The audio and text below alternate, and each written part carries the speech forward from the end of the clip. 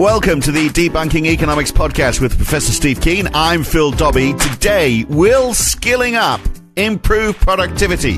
That's the theory, isn't it? With productivity in Britain at least 17% lower than the average for the rest of the G7, if we were just that little bit smarter, the economy would perform that little bit better. But is that really the case? And is university for more people really the answer? That's today on the Debunking Economics podcast. Well, you'd assume, wouldn't you, that the idea of getting everyone to have a better education would improve their lifestyle and improve the efficiency of the economy. It would drive up productivity, in other words. But I'm not sure this is the case. The number of people participating in higher education has increased from 3.4% in 1950 to 8.4% in 1970 to 19.3% in 1990. It's 33% in 2000, and I think we're well above that. In fact, the number of students who obtained their first degree in the UK in 1990 was 77,000. In 2011, it was up to 350,000. But are we seeing an improvement in living standards? I mean, I guess we are, but not to this extent. And what about productivity? Well, it seems to have plateaued. Yeah, I see the whole thing as a load of nonsense, frankly. And the reason for that is well, it's multifaceted. One of the essential elements there is that somebody having a degree in philosophy from Cambridge, who might otherwise have been a fitter and turner back in the old days of mechanical labour on production lines, I think is actually a fall in productivity, because what we define as productivity focuses upon this idea of seeing increasing labour productivity is an essential part of increasing GDP, the usual fixation on growth. And people say, well, if labour is more productive, therefore produce more output. I think that's completely, and I'll use a technical term here, arse about tit. And the reason for being asked about tit is that it's not labour that gets to be more productive at all, because the way economists think about labour and think about capital, they do both extremely badly. But if you ask them what does the labour mean in their equations, it fundamentally means unskilled labour. It doesn't mean putting an extra Elon Musk on a production line. It means putting an extra person who's just got a fast pair of hands, hopefully, right, on a production line. Sure, but that's for a production line. But if you're educating lots of Elon Musks, then you might have lots of production lines. You're not, and this is part of the problem. This has been this is one reason I'm leaving the university sector, a major reason we're leaving the university sector, because if you go back to the 1960s and 70s, before we had the blowout in the inflation that led to the rise of neoliberalism, that led to the argument we should all pay for education, et cetera, et cetera. Only, as you said, a tiny fraction of the population went to university. And a lot of those were elite. They were, the ruling class rather than the intelligentsia, yada, yada, yada. But a sufficiently large number of highly intelligent people went through. And they were they're not only, of course, but the Stephen Hawkings of the world and so on and so forth. And ultimately the Elon Musks as well. Now, Musk, of course, like so many great entrepreneurs, dropped out of university, but he learned a lot while he was there. He certainly learned a lot of mathematics on the way through.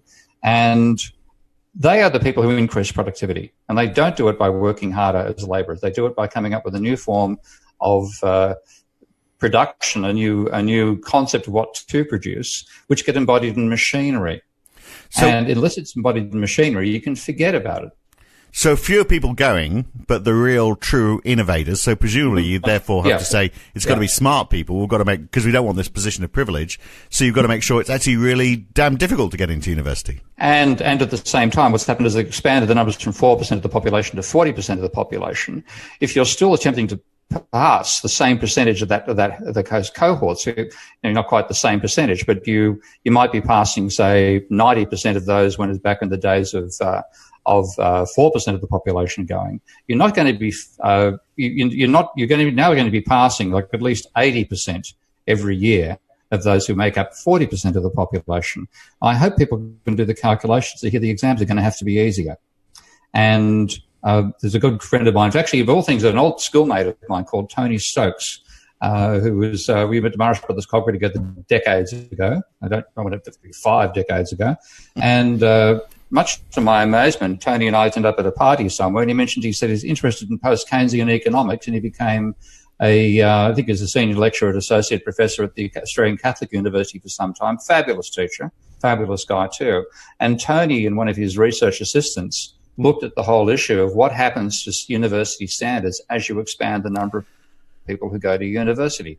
Now, I'll see if I can link the paper on the podcast on the Patreon site. But it showed the standards have to fall. If you're going to pass anything like more than half those who go, then you have to drop the difficulty of the examinations. Well, I think aren't you selling yourself down as a university lecturer? Because you'd argue, well, no, they're all getting smarter because they're all going through the same education process. So you're getting smarter from doing something that you hadn't been doing before. I teach at a pretty tough level, as anybody who's been in one of my classes will tell you. But there is the amount of work you're doing is spread over so many more people. For example, I won't mention the university I went to last week. That gives you two to think of. But this particular university, which has far better resources than Kingston University, where I currently am, had roughly 1,600 students with 40 staff. And the total secretarial support staff for this staff, 40 staff with 1,600 students was one person. Right. Now, so that's a ratio issue. So that's a quality of education issue. If you would actually say, well, look, let's if money wasn't a problem, and you thought that actually getting more people educated was good for the country, you're saying it's not because the standard. No, isn't I think there. it's actually I think what actually education was doing, and I saw this right back from the late 70s when I ceased being a student in 1976. I did arts law. I had an interesting countdown in my education. I did 3 years as an art student, 2 years as a law student, 1 year as a diploma of education student, 3-2-1-0. Right. And then later I did a master's degree and a PhD further on.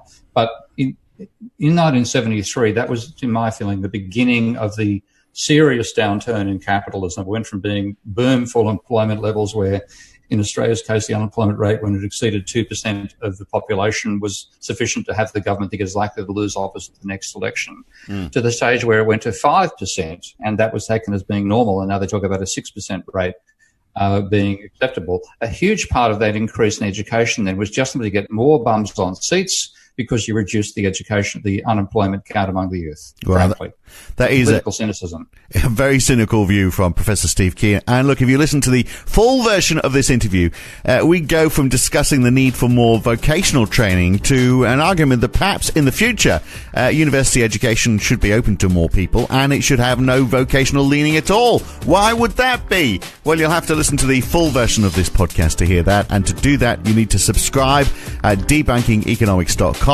or become a supporter of Steve Keen on Patreon. Go to patreon.com/Prof Steve Keen. If you provide $10 or more support, a pledge of that amount will give you access to this and all the other podcasts in this series. And in the next one, we look at the role of energy as being the real driver of an economy. And does that mean that the more energy you have, the more productive your country? Is energy efficiency, when it comes to countries, is it a race to the top? That's in the next edition of the Debunking Economics podcast. I'm Phil Dobbie. We'll see you then.